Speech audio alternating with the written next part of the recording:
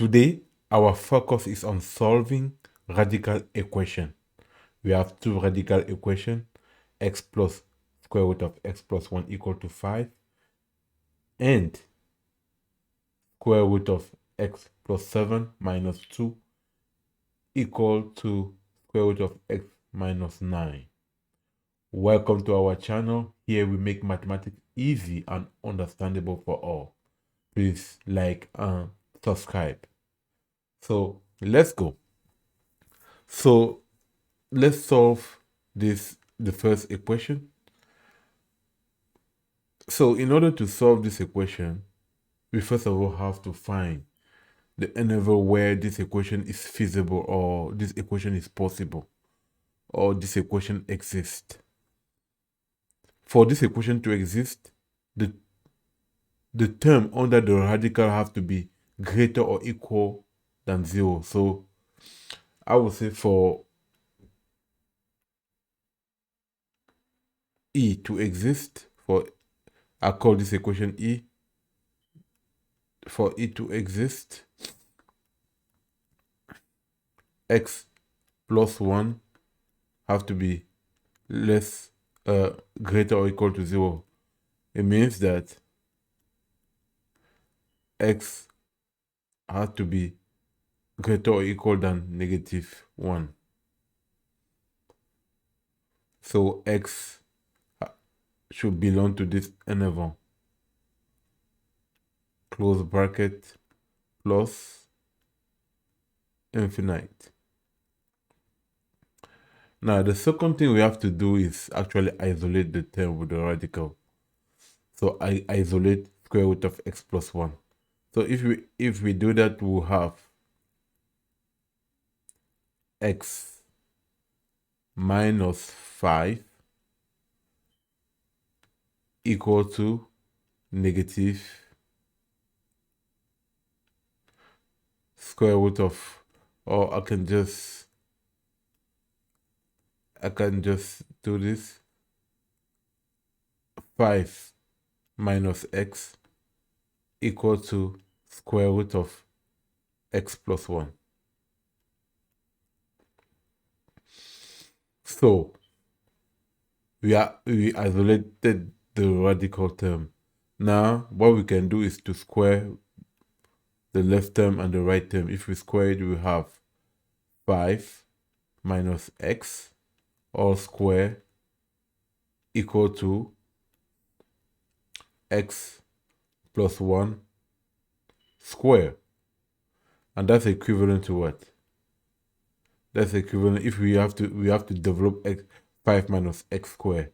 If we develop 5 minus x square all square, we have 25 minus 10x plus x square equal to x plus 1, because the radical will be removed. So this is equivalent to what? If you gather the term with x squared together, x together, or the constant term together, we'll have x squared minus 11x plus 24 equal to 0. So here we can just use the quadratic formula. So we can say x will be equal to what? X will be equal to 11 plus or minus square root of 11 square minus 4 times 1 times 24. And that's divided by 2 times 1, or you can just write 2. Now, we can 11 square minus 4 times 1 times 24 give us 121 minus 96, which give us 25. So it means that x will be equal to 11 plus or minus square root of 25 divided by 2. Or we can write this way, 11 plus or minus 5, because the square root of 25 is 5, divided by 2. So it means that you can write x1 will be equal to 11 plus 5 divided by 2, which gives us 16 divided by 2, 8. And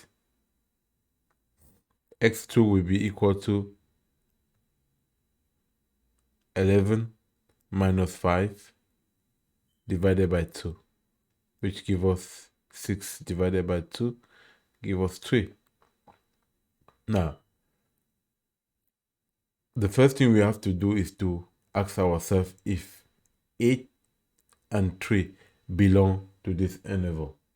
And this is a yes, because 3 is greater than minus 1 and 8 is also greater than minus 1. But that's not all.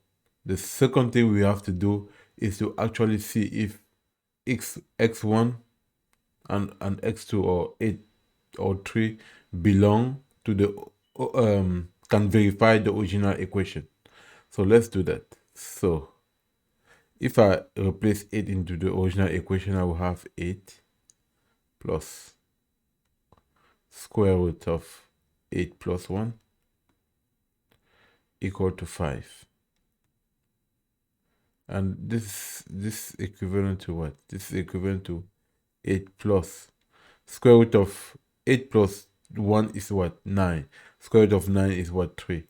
So I have 8 plus 3 equal to 5. That's not right. Yeah, I mean, that's to say 11 is equal to 5, which is false. So it cannot be the solution of this equation. Let's try with 3. 3 plus square root of 3 plus 1 equal to 5. That's equivalent to 3 plus 1 is 4. The square root of 4 is 2. So you have 3 plus 2 equal to 5. This is true because you have here 5 equal to 5. So 3 verify our equation. So the solution will be s equal to 3. Now let's do the second one. The second one, we are fortunate that we already have a term with a radical to the right side just by itself. So what we're going to do is we're going to square both sides. But before then, we also have to find the interval where this equation exists. So for this equation to exist or to be possible, x plus 1, x plus 7 should be greater or equal to 0, and x minus 9 should also be greater or equal to 0. This means that x is supposed to be greater or equal to minus 7, and or x greater or equal to negative 7, and x greater or equal to 9. Now, in this case, x will therefore belong to this will imply that x belong to x will therefore be greater or equal to 9. So x will belong to this interval, 9 close bracket plus infinite. Now, like we said in the beginning of this, to solving this equation, so let's square both sides. So if we square both sides, we'll have square root of x plus 7 minus 2 square equal to x minus 9 square. And this will be equivalent to, if I have to develop this expression, I will have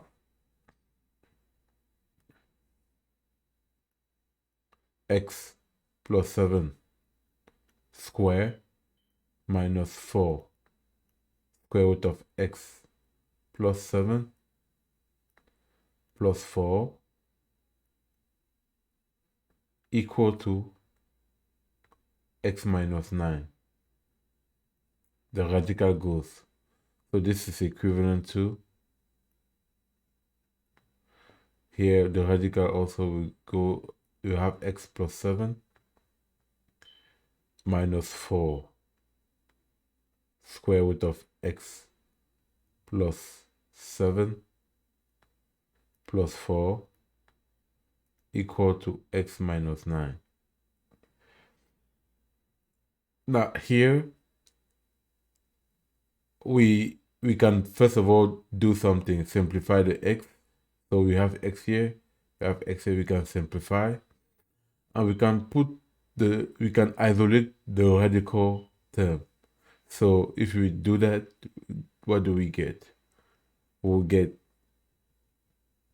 minus 4 square root of x plus 7 equal to, I'll have minus 9 minus 7 minus 4. And that gave us minus 20. Now, or negative 20. So, here, what we can do is that we can simplify. We can divide the left side of our equation by negative 4. So if we do that, we'll have x plus 7 equal to 5.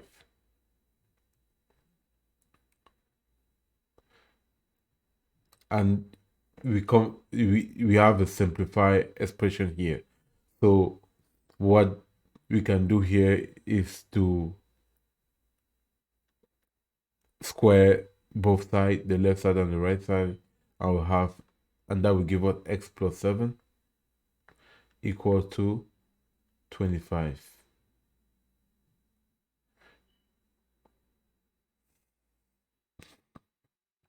So, and that will be equivalent to what? That will be equivalent to x equal to 25 minus 7. And that will give us 18. Now, is 18 in this interval? Yes, because 18 is greater than 9. The second verification is 18 verify equation, this equation e prime. Let's check. So if we do square root of 18 plus 7 minus 2 equal to square root of 18 minus 9. This will be equivalent to what? To square root of 25. What is square root of 25? The square root of 25 is 5. 18 plus 7, 25. The square root of 25 is 5. So we have 5 minus 2 equal to 18 minus 9 is 9. The square root of 9 is what? 3. So here we have 3 equal to 3, which is 2. Therefore, the solution here will be 18. And that's how in general we solve a radical equation. If you have any way or any method to solve a radical equation, please let us know.